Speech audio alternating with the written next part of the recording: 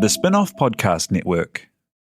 Are you making the most of your KiwiSaver investment? Generate is an award-winning KiwiSaver provider with a track record of strong long-term performance. Making a smart decision now could add tens of thousands of dollars by the time you reach retirement. Book a no-obligation chat with a Generate KiwiSaver advisor today at generatekiwisaver.co.nz/get-advice. A copy of the product disclosure statement is available at generatekiwisaver.co.nz. The issuer of the scheme is Generate Investment Management Limited, and of course, past performance does not guarantee future returns. Ryan Reynolds here from Mint Mobile. With the price of just about everything going up during inflation, we thought we'd bring our prices down. So to help us, we brought in a reverse auctioneer, which is apparently a thing. Mint Mobile Unlimited Premium Wireless. How to get 30, 30, bit to get 30, bit to get 20, 20, 20, bit to get 20, 20, bit to get 15, 15, 15, 15, just $15 a month? Sold! Give it a try at mintmobile.com/switch. $45 up front for 3 months plus taxes and fees. Promo rate for new customers for limited time. Unlimited more than 40 gigabytes per month. Slows full terms at mintmobile.com.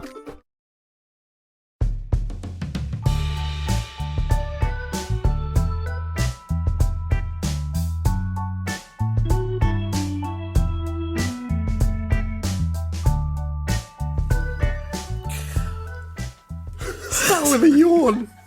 Started with a yawn. That's amazing. Are we recording? That's good. We'll start. That was Annabelle Lee yawning our way into this historic edition of Gone By Lunchtime. Historic because Alice's last pod. Bye Alice. We're going to miss Alice enormously. A little round of applause. Thank you, Alice. Piki mai kaki mai. I'm Toby Manhire. Annabelle, why are you yawning? I've got a sick 1-year-old. She was up at 4 a.m. with a fever. Right. Well, you're not Prime Minister, are you? So I mean, no, but Clark wasn't available for babysitting and MMA watching, so unfortunately I had to deal with it myself. Ben Thomas, how are you? Good. Ben Thomas is from Excelsior. Annabelle Lee is from the Hui. Kia ora. TV3. Sunday morning at 9:30ish. 9:30. Toby. I was right. I watch it on you delay. You nearly said 10. I saw the shape that your lips were making. Another important announcement of historic significance is that this is the first podcast under the umbrella of the new sponsor for the spin-off politics section, Flick Electric.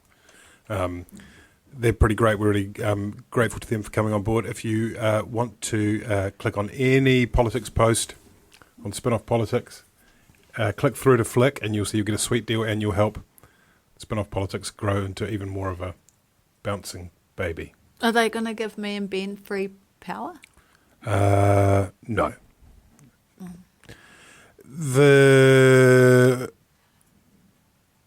It's about the 1 year anniversary season at the moment. We've had we're 1 year since Jacinda Ardern became the leader of the Labour Party. We've had 1 year since the election itself. We're coming up to 1 year since that Winston Peters press conference. Since that historic day.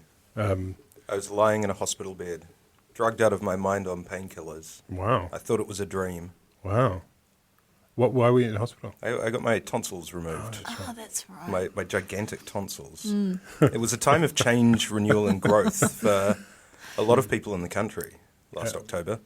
How was the experience? Was it a sort of delirious experience for you watching Winston Peters speak? Yeah, I was on a lot of tramadol and I felt really happy for Jacinda.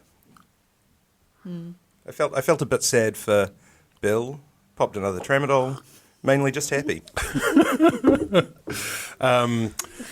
And right at the moment, the anniversary talk, which we'll come back to a bit, has been swept to one side by more controversy within the opposition as Simon Bridges gave a press conference this week to announce that Jamie Lee Ross, MP for Botany, will be taking some leave owing to health issues, and it was all a little bit mysterious and was stated that it was unrelated to the inquiry into the leak of Simon Bridges' travel expenses. There's subsequently been a leak about the investigation into the leak, and it's all very complicated.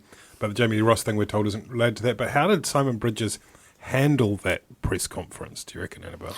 If I was Jamie Lee and I wasn't the leaker, I would be spewing because I don't think there is anyone in their right mind who now isn't completely convinced that Jamie was the leaker.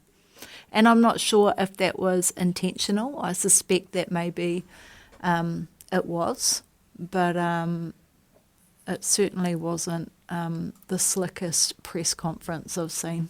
He said 3 times, I think, that it was embarrassing for Jamie Lee Ross, this unspecified health issue. I mean, it's certainly embarrassing once you start saying it's embarrassing on national television. Right. I think he probably didn't choose his words perfectly there. He might have gone with something like sensitive. He might have stuck with personal and private, which is how he began, I thought, quite well. And then stop talking. And then you say, I've answered that question. Yeah, we wish Jamie Lee and his family the best during this difficult time. He also, when he was asked, I think the question from someone was, is there a way back? And he said, I hope so. It's kind of as if it was a disciplinary issue. I just think it was very bad. I mean, I think we know that there are sort of codes that are used in different jurisdictions by different people for different reasons that people will leave. Most of them got a pretty good workout during that press conference, which right. and often they're kind of contradictory, and so really I don't think anything became clearer. I don't think that any kind of Kremlinology or textual analysis would actually lead you to any kind of truth if you were trying to sleuth out why Jamie Lee Ross won't be in Parliament for the next few months. I think we probably just have to say, it's obviously a personal issue of some sort. It's obviously related to personal health and well-being, and it obviously has the potential to affect his family. And I think Bridges did the right thing by just calling a press conference to try and draw a line under it, and sort of because when people are in the public eye, there is a genuine public interest in knowing if there's anything that's hindering them performing their duties, representing the public. So you just want to clearly say, there's something going on. We don't need to go any further into it, and we'll reconvene this in a few months. My favourite answer was to one of the questions about whether or not he had permanently lost his ministerial portfolios, and the answer was, for the meanwhile, he has lost those portfolios permanently. Yes, so I think we've probably said all that we need to say about that. Wait, one more thing. There's one more thing. I just wanted to say that I feel like the way it was handled also means that it's going to just be more of a nightmare further down the road when the PwC report does come out. But the other thing too is I keep thinking about that image of Jamie Lee Ross and Simon Bridges on the first day of Parliament when the two of them were conspiring very cleverly together about how to scuttle Trevor Mallard's bid to become Speaker. And it strikes me because at the time I thought, wow, there's 2 young Māori men in these senior positions in the National Party who are obviously really smart operators, and it'll be really interesting to see, how that relationship develops, because they seem to be very much, in step with each other at that time. And it's interesting to see how that it's played out this way instead. By contrast, on the world stage, the Prime Minister, Jacinda Ardern, was at Leaders' Week for the General Assembly of the United Nations, appearing on a range of media spots, which you will know about: Colbert, Christine Amanpour, Today Show. She was in the New Yorker, yada, yada, yada, yada. Ben Thomas, was this a massive achievement, as historic even as this historic Gone By Lunchtime podcast, or did we get massively overexcited in the media and it really was not that big a deal at all? I mean, look, there's nothing that New Zealanders like better than seeing news media overseas praise us and praise our leaders and praise our cultural icons. So from that point of view, domestically, huge success for the Prime Minister. When you take the shots of her talking about kindness and being applauded at the UN into a wide shot, you see the audience is a little sparse. It's not a packed house.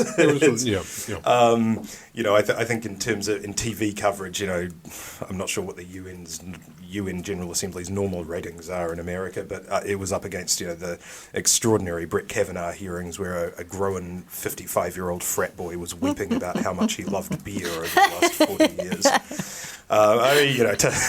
Tough show to beat, right? But look, and I say this as somebody who is naturally leery of this government, like I hope every government. The Prime Minister hasn't had an entirely smooth first year, probably not as smooth as she would have liked. But when I clicked on the social media links to seeing her on the Late Show with Stephen Colbert, being funny and engaging and cool and witty, of course you think to yourself, I would much rather New Zealand was represented in international media on the Stephen Colbert Show by Jacinda Ardern than by Simon Bridges, than by Bill English, than by John Key. In the same way that, when you're in the States and somebody says, New Zealand, Lord of the Rings, you're like, no, Lord, Eleanor Catton, I think it's hard to avoid the fact that, in terms of international perception, I think that a lot of New Zealanders would rather that we were thought of as being embodied by Jacinda Ardern than by anyone else on the political scene right now. I feel a little differently to Ben because I think it was probably more of an international success than a domestic one, and I think we've got Trump to thank for that, because I think in this era seeing a brilliant, articulate young wahine and her baby in the UN is compelling for the rest of the world. And although the UN itself may not have been packed, I think the coverage was, spread pretty far and wide. And I think while most New Zealanders feel great seeing her, on that stage, and as you say, Ben, they would prefer that New Zealand is represented by her than perhaps a Bill English. I think what Simon Bridges said is true, and that is that at the moment a lot of Kiwis are just worried about how to fill up their car and those sorts of issues. So while I think it's a wonderful event, wonderful symbolism in terms of whether or not it's going to be enough to get her over the line at the next election, I think it'll be probably quite quickly forgotten. I don't think it'll have a long-lasting effect on her popularity domestically. I think that's absolutely true, although it kind of cements the sort of the general picture that people have of her, in the same way that John Key always liked being seen bowing and scraping to the Queen on his visits to Balmoral. So New Zealand's foreign policy, to a large extent, actually is just marketing and advertising. A lot of what we do on the world stage, I think we tend to overestimate our ability to end the Cold War through the nuclear-free thing. But with nuclear-free policy in the 80s, I don't think that New Zealand will be leading climate change efforts or refugee resettlement efforts. We're actually way behind the eight ball in a lot of those areas. But what we can do is sell the country overseas, and we can sell the image of the country overseas, and we can help our exports, and we can help our tourism industry. And so I totally think that, in terms of concrete achievements, I actually think the Prime Minister's very media-focused trip to New York was a huge success. The other thing too is... Somebody on Twitter, I think Philip Matthews, pointed out, she mentioned Air New Zealand's direct flights to Chicago twice in her Late Show interview to an audience of about a few million people. Barack Obama, his visit to play golf with Key up north cost $1 million for the airline, and he didn't even tweet about the airline. Still not so I think the other thing that made it a success is that we just see Jacinda on her own being brilliant, and frankly I think one of her big challenges at the moment is that she's surrounded by a number of not very brilliant at all people, and is, the appearance is that she's often having to clean up after her ministers. Very unkind thing to say about Clark and Neve. So I think her being overseas where she can just dazzle, as opposed to at home where she's often seen having to clean up a mess that she herself hasn't created is advantageous as well. Well, let's talk about that mess, given that we've concluded in consensus that she failed dismally to repair relations between the US and Iran. She failed to reform the Security Council of the United Nations. At home, those little kind of mini scandals, I guess you'd call them. You've got the Claire Curran situation. Can't remember whether we got into that before. Probably a bit. I mean, in a way, the less said about it, the better. There's the Mika Whaitiri sacking.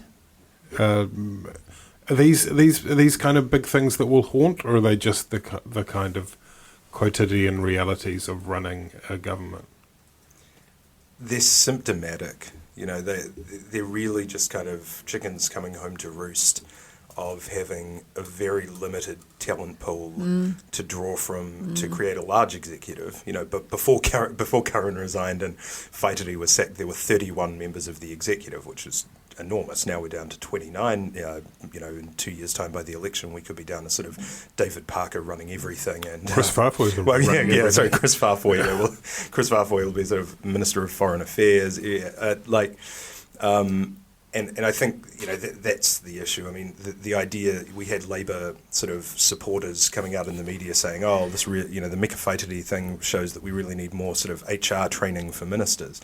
Now, if you're a minister of the Crown and you don't know that it's not appropriate to put your hands on a staff member, I don't think that a PowerPoint presentation at the beginning of Parliament in between getting a goodie bag is really going to set you on a new path. Mika Whaitiri was in many senior management positions for many years. She wasn't an Elaine Kopu who was picked out of the back blocks and suddenly Beverly Hillbillies style found herself running the country.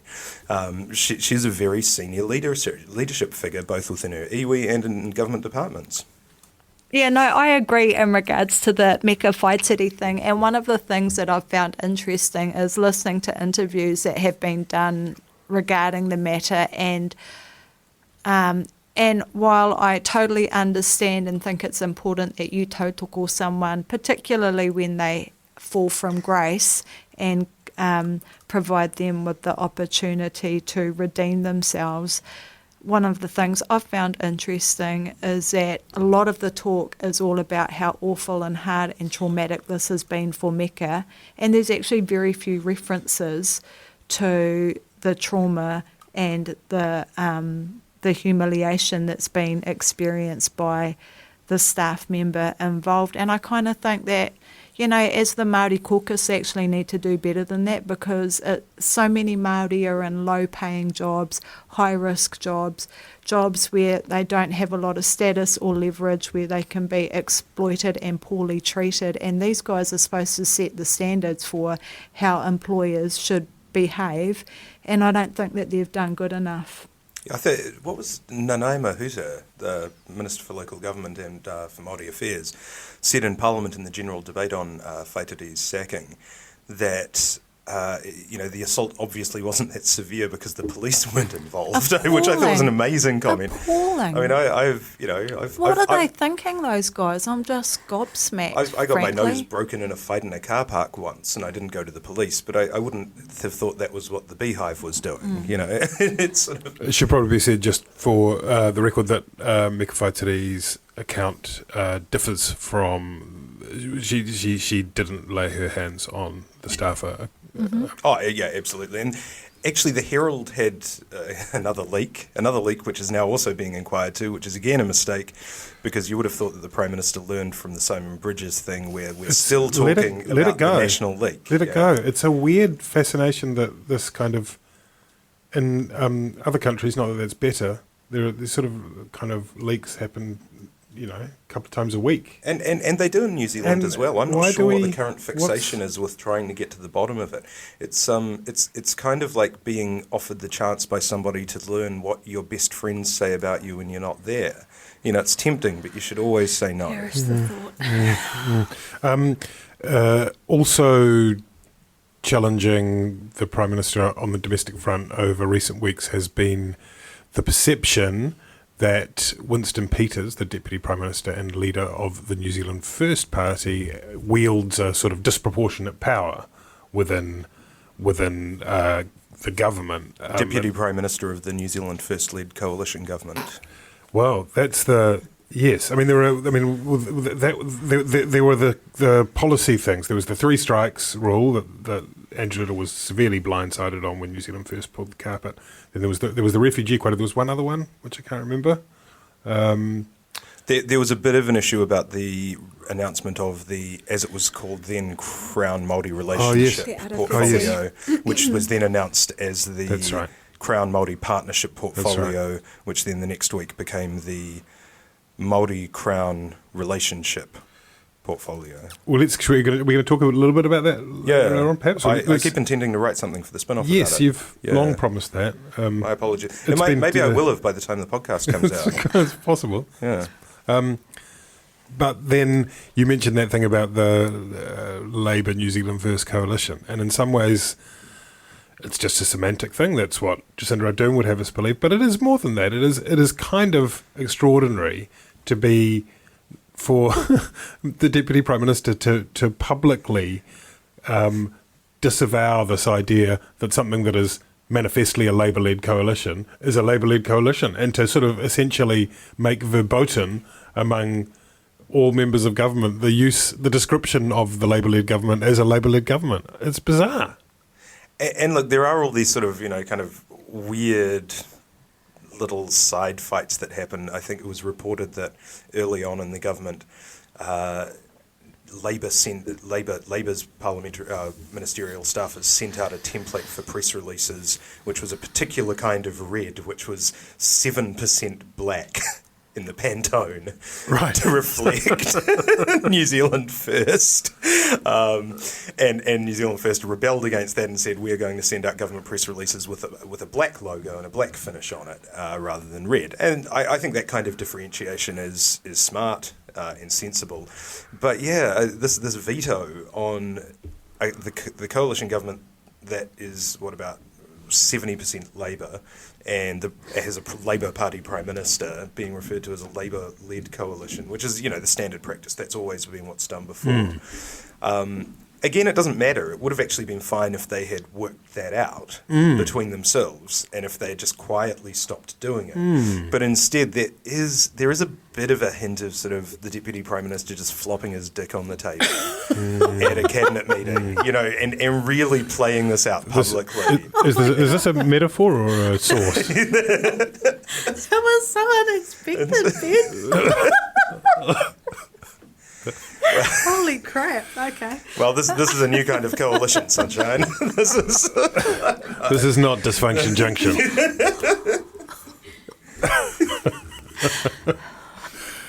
Where were we?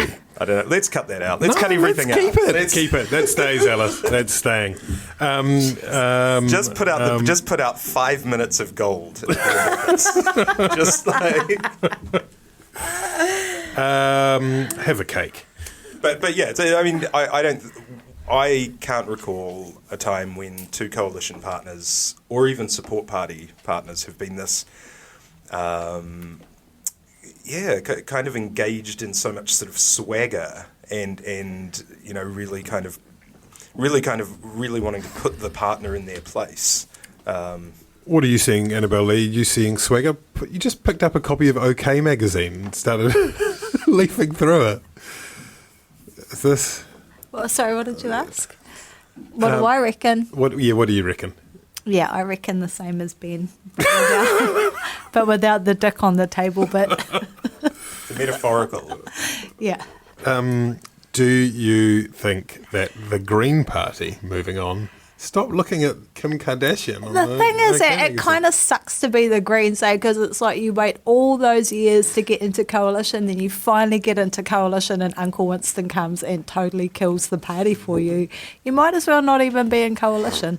Especially since the interesting thing is, one of those issues that you talked about was the refugee quota, which turned into about a week-long distraction where the Prime Minister was talking about the goal of raising the refugee quota to 1,500.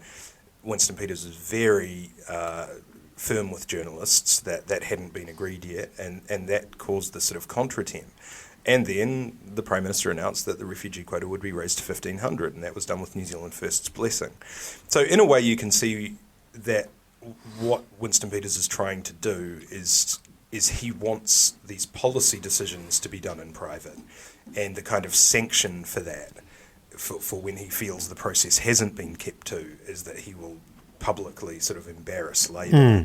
So I think he's trying to get to a situation where, you know, it is this genuine partnership where he's ticked everything off, but it's creating these sort of messy sideshows in the interim, and I think quite deliberately from New Zealand. It's sort of stagecraft, isn't it, rather than just snafu.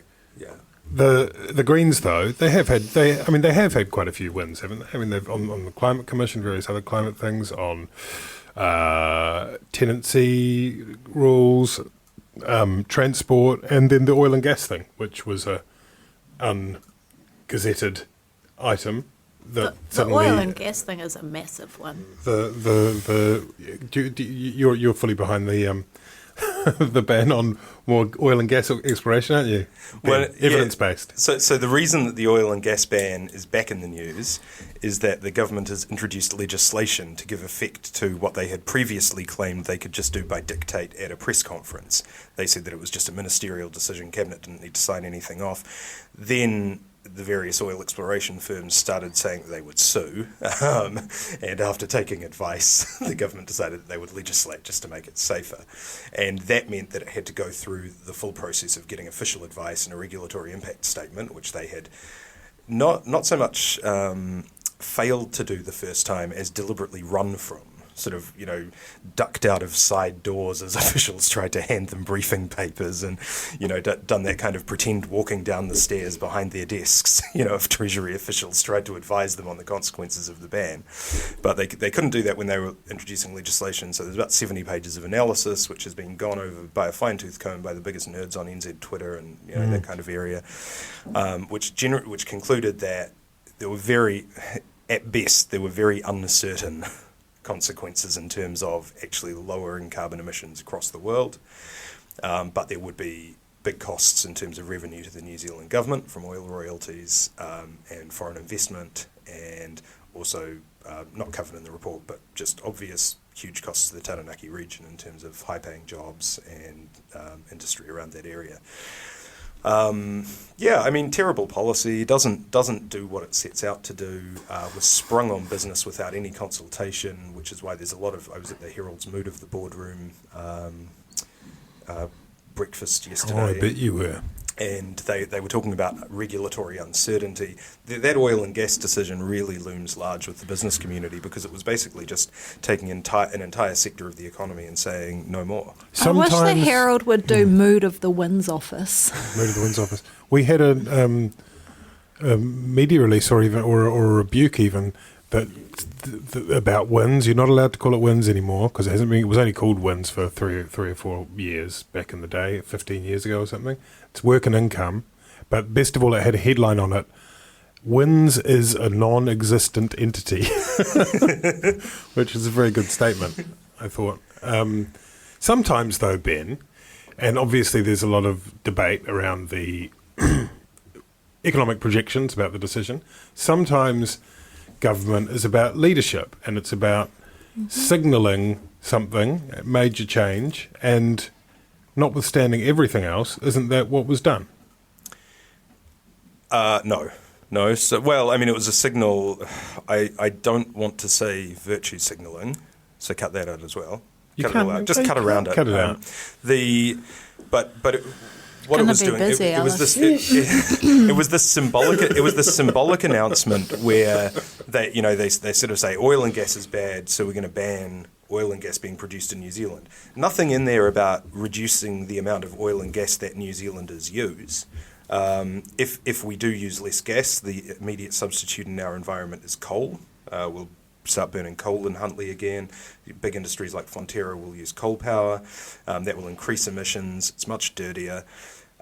If you look at Meridian, the mixed ownership model electricity generator, they're currently doing an ad campaign talking about how we lag behind fellow small-sized battler Norway, because Norway has more electric cars than us, and so is a cleaner, greener country. Now, Norway is actually an oil state. Norway is hugely wealthy because of a giant oil field that they discovered, all of the proceeds of which went into a sovereign wealth fund, which they're now using to introduce green technology and make themselves environmental leaders. And what they've found is that this hasn't diminished their standing in the world as an environmental leader. It's actually improved it. It's decreased the amount of emissions that they use as a country.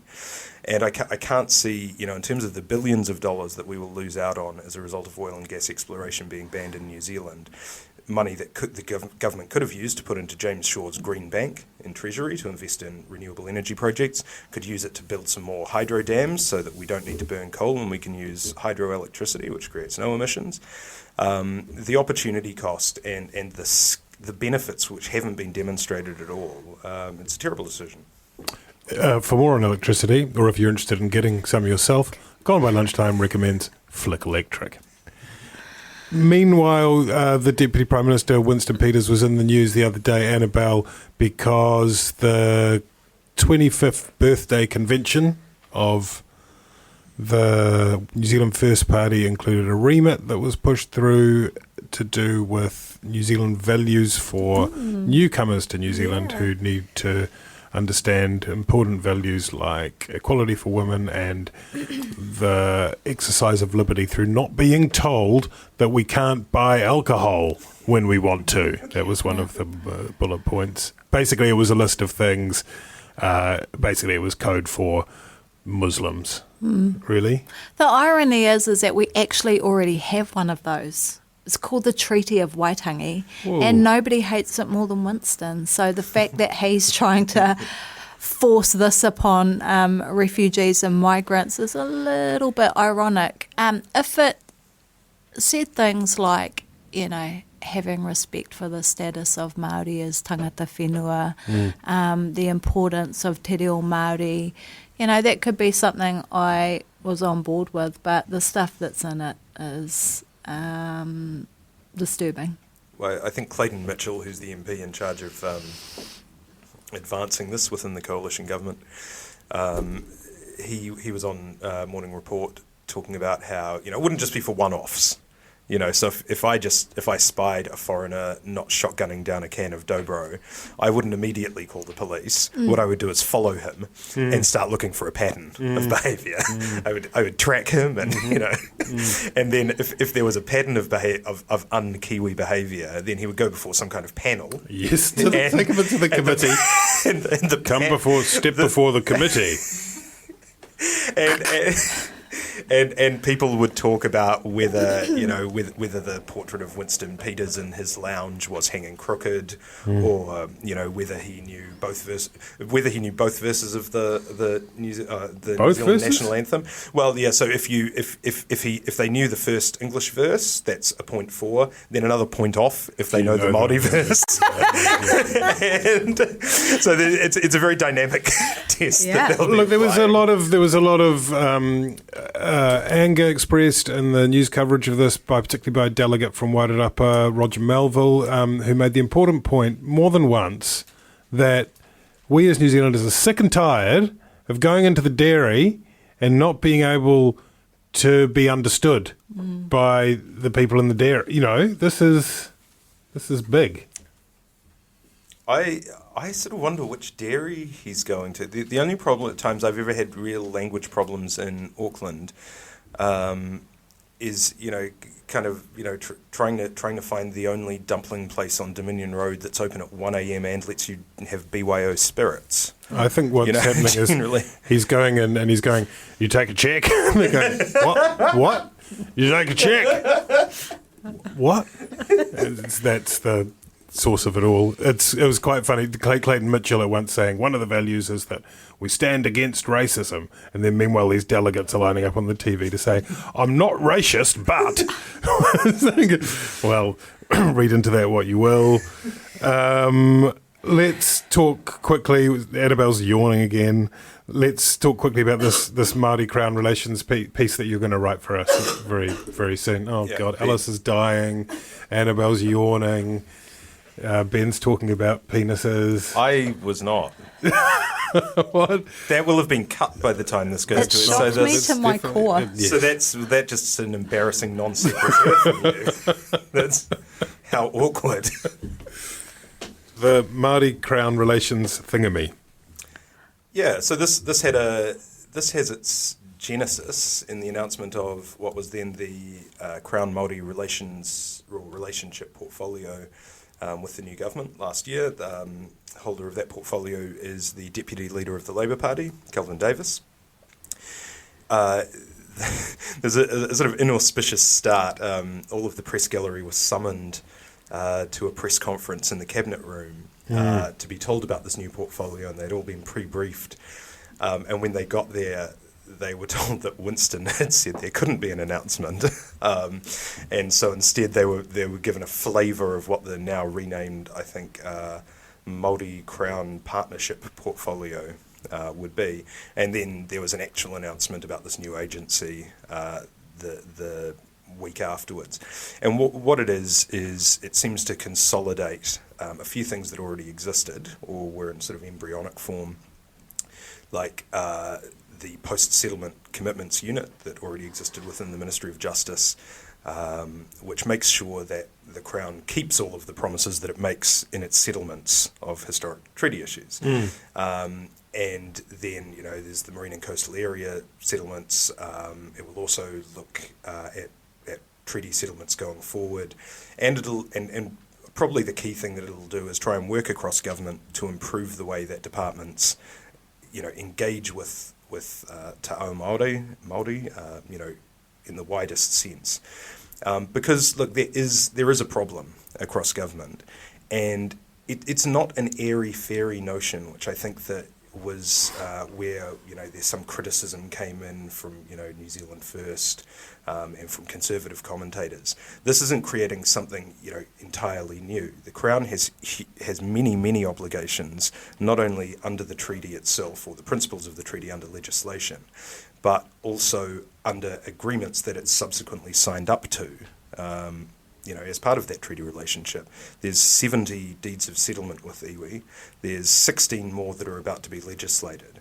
And all of these commitments actually have to be monitored, not just shoved in a desk drawer somewhere and forgotten about. And there was a bit of criticism about, and initially this agency was going to be charged with the very vague-sounding constitutional reform, and that's been sort of put on the back burner, but I think the Minister used the language, a placeholder's been put there, which I think is actually really useful, because what it means is if we are thinking about constitutional reform, which affects that treaty relationship, it won't be handled by whatever ministry is set up by Prime Minister or President for Life Winston Peters. It will be set up. It will be looked at by an agency which has expertise in that relationship in those areas. But also, it won't be sort of at the moment. It won't be sort of an entrepreneurial ministry that is going out looking to fundamentally reform New Zealand's constitution. We already have, because New Zealand doesn't have a Jeffrey Palmer-esque written constitution. Constitutional change happens incrementally and over time, and we've seen constitutional change in New Zealand in terms of the way that councils relate to local Māori, in terms of the way that the Crown relates with Māori. It's very incremental. It's like building blocks, and it's been happening. It will continue to happen, and it's best that that's done in a measured and sensible way to address things issue by issue, rather than having some mad scientists do a constitutional reform roadshow which goes nowhere, as these sort of grand nation building schemes tend to. Congratulations, you managed to get a dig into Jeffrey Palmer there. Annabelle, is this Kelvin Davis's baby? Is it a real thing, or is it just duplicating functions that are already performed? Well, I agree with Ben that it's important that treaties, settlements and the promises made in them are, measured, and that the government is held to account in terms of the commitments that it makes. But what I don't understand is why you wouldn't just give that function to TPK, because, back in the day, the Ministry of Māori Affairs used to build houses and have social workers and do all sorts of amazing helpful things, and then it kind of got the guts ripped out of it in the 80s, and now essentially its core function is monitoring government departments,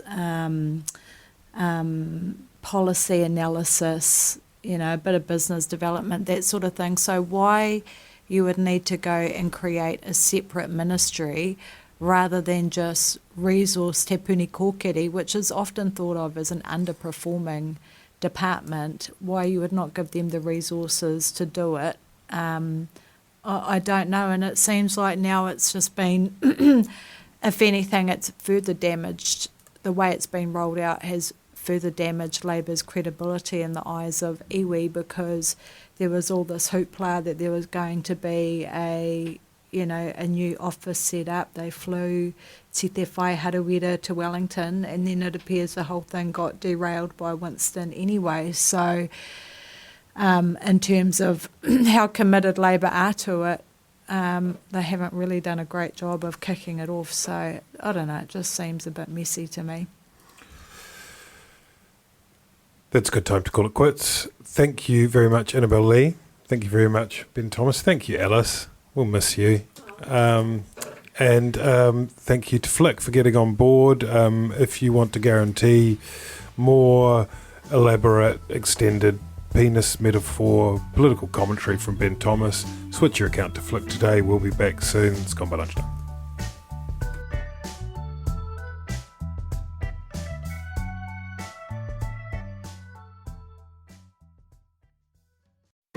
I'm Toby Manhire, and this is Juggernaut, the story of the fourth Labour government, a podcast in 6 parts. Doesn't give my opponents much time to run up to an election, does it? This nation is at risk. What do you think you're up to now, you perverted little liar? I could smell the uranium on it as you lean towards the Most radical overhaul in the history of New Zealand's administration. Juggernaut, the story of the fourth Labour government, made with the support of New Zealand On Air. Listen now on The Spin-Off or wherever you get your podcasts. Kia ora, I'm Alex Casey, Senior Writer at The Spin-Off. We wouldn't exist without the ongoing support of our generous members. If you're able to, you can make a donation at thespinoff.co.nz/donate. The Spin-Off Podcast Network.